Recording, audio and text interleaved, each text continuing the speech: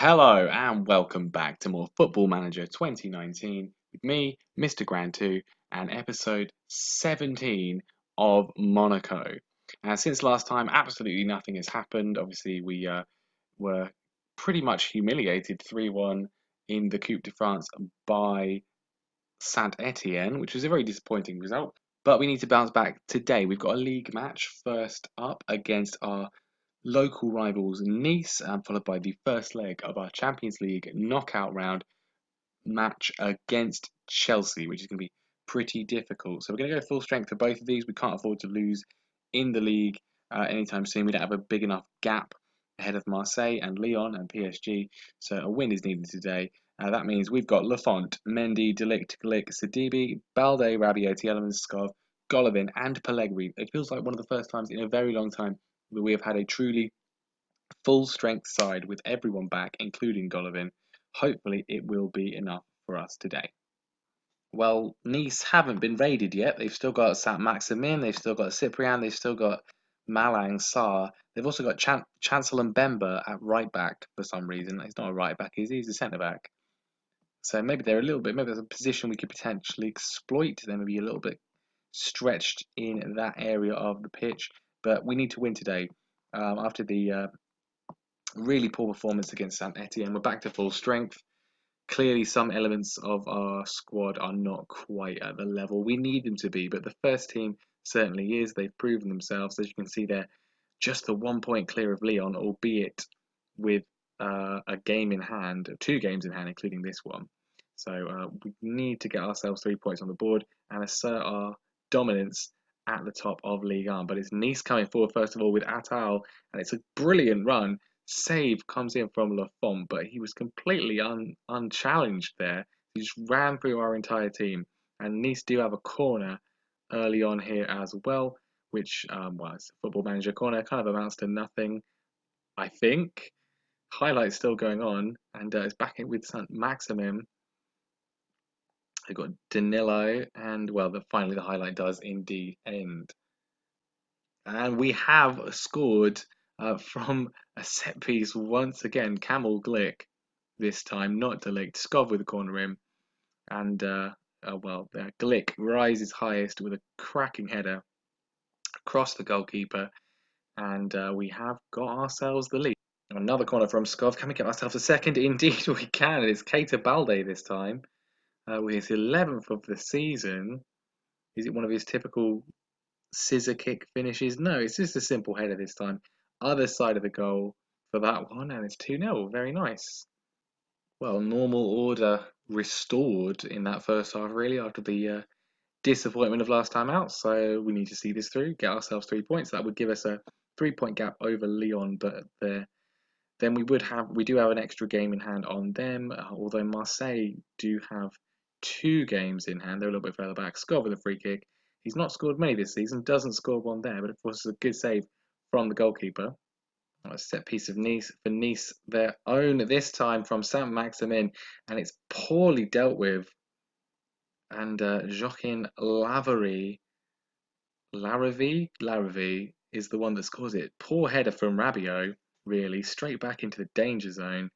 And Laravie gets his 10th of the season. Never heard of him, I'll be honest, but pretty good scoring record from him there. Yeah, not bad. He's 35 though, so not really a solid investment for us. And nothing else happening after that one. We are going to see this one out, get ourselves 3 points, a good win against our local rivals, which gives us a good gap going forward at the top of the league. We get one final highlight. Nothing coming from this, doesn't look like it. And yeah, pretty good performance. And can't really complain. 3 more points on the board. And now it's time for the main event of this episode then. Our first Champions League knockout round match, or any European knockout round match for that matter, against Chelsea. Definitely going to be a tough ask for us, but Monaco have got through in the Champions League before, got to the final back in, I think, 2004, and of course got to the semi-finals a few years ago in real life. So hopefully this can be our year to at least get to the quarterfinals. That would be nice. Chelsea can be very, very tough, of course. I've got Max Aarons on the right side, very good. They've got Lucas Paqueta, they've got Wissam Ben Yedder up front, and of course Christian Pulisic to replace Eden Hazard. Otherwise, very standard Chelsea team. Completely current Chelsea bench, other than Bakayoko being out on loan, of course. But yeah, it's going to be tough. It's going to be tough.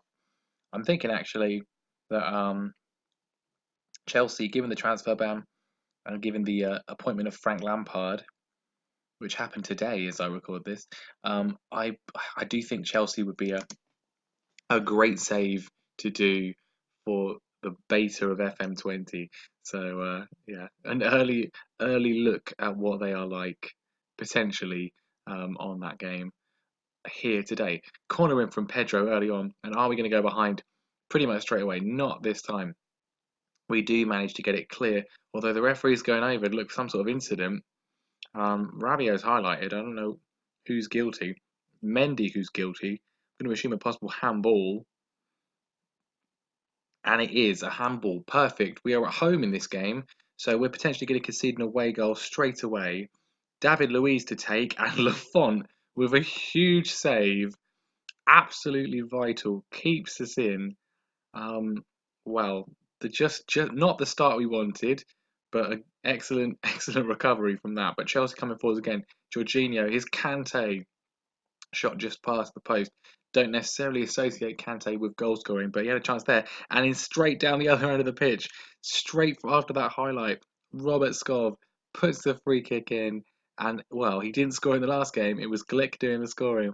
But Matthias de Ligt with the deftest of headers past the despairing Kepa. And we have got the lead. Could have been a disaster. Instead, it is a massive, massive advantage for us. Throwing from Aspilicueta straight to Sidibe though, and Pellegrini looking to break. Finds Balde. Can he find a ball across? He can. Straight back to Pellegrini. He set that goal up for himself nicely with a great run.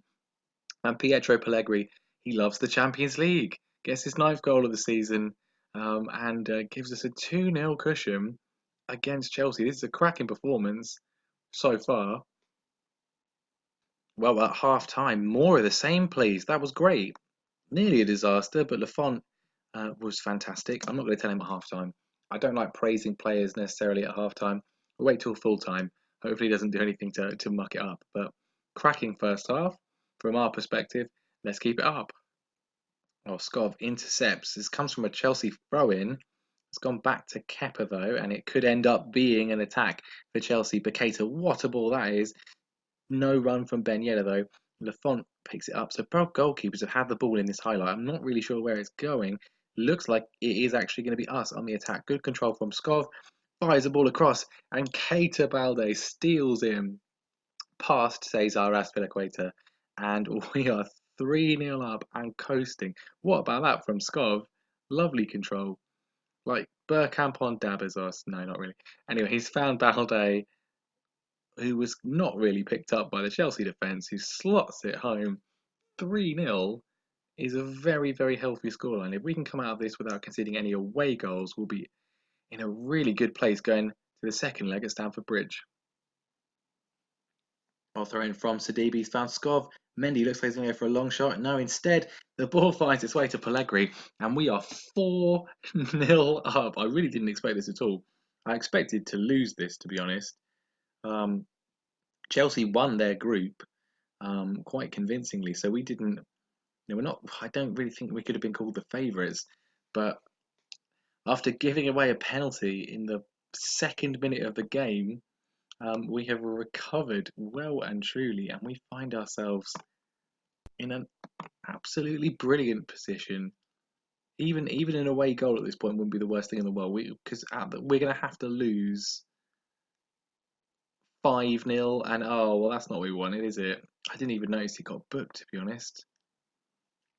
Not for the first time this season. I've literally, has it registered it? It has. I've literally just made my last substitute, and Adrian Rabiot's got himself sent off. I mean, I suppose if there's a game to be suspended for, it is a 4-0. I was about to say that Chelsea would need to win 4-0 at Stamford Bridge to force extra time. Hopefully, we don't let them get an away goal, give them any sort of slight advantage whatsoever. Time's ticking away, just a few minutes of injury time left, and that is going to be that. An absolutely sensational win, 4-0 against Chelsea in the Champions League knockouts. You can't really ask for more than that, can you? It means we go to Stamford Bridge in about a month's time. In fact, let's check. I think it's not too far away. Yeah, the not a little bit less than a month, about 3 or so weeks time for league games in the meantime. Although I think we'll play Lyon with the Chelsea game, but big advantage for us there for sure. Well, that is going to be the end of the episode then. Thank you very much for watching. Leave a like if you enjoyed the video. Make sure you subscribe to the channel so you don't miss the next episode, which will be the conclusion of our knockout round match against Chelsea, as well as that Lyon game in the league as well. Lyon currently in second, so our closest challengers at the moment there. Thank you very much for watching, and I'll see you next time.